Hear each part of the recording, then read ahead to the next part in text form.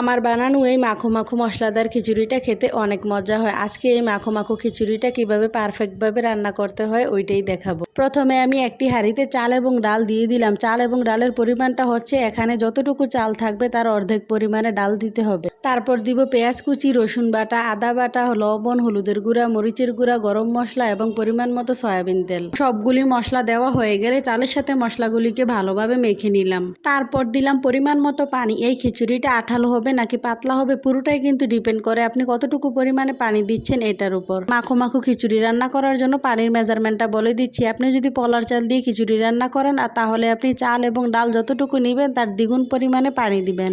আর যদি সিদ্ধ চাল দিয়ে খিচুড়িটা রান্না করেন তাহলে দ্বিগুণের চাইতে একটু বেশি পরিমাণে পানি দিবেন। খিচুড়িটা যখন ভালো করে বলক চলে আসলো তখন আমি কয়েকটা কাঁচামরিচ দিয়ে ভালোভাবে নেড়ে চেড়ে দিলাম। এখন খিচুড়িটা আস্তে আস্তে রান্না করে নিব। তারপর একটি কড়াইতে পরিমাণ মতো তেল দিয়ে তাতে কিছু পেঁয়াজ কুচি দিয়ে পেঁয়াজ কুচিটাকে লাল লাল করে ভেজে খিচুড়িতে দিয়ে দিলাম। দিয়ে নেড়ে চেড়ে মিশিয়ে নিলাম। তারপর খিচুড়িটাকে আরো কিছুক্ষণ রান্না করে নিলেই তৈরি হয়ে গেল মজাদার মাখো মাখো খিচুড়ি। এই খিচুড়িটা বিশেষ করে মাংস দিয়ে খেতে দারুণ স্বাদ লাগে। একবার হলেও বাসাতে বানিয়ে দেখবেন, খেতে দারুণ মজা। আমার ভিডিওগুলি ভালো লাগলে চ্যানেলটা সাবস্ক্রাইব করবেন। ধন্যবাদ সম্পূর্ণ ভিডিওটা দেখার জন্য। আল্লাহ হাফেজ।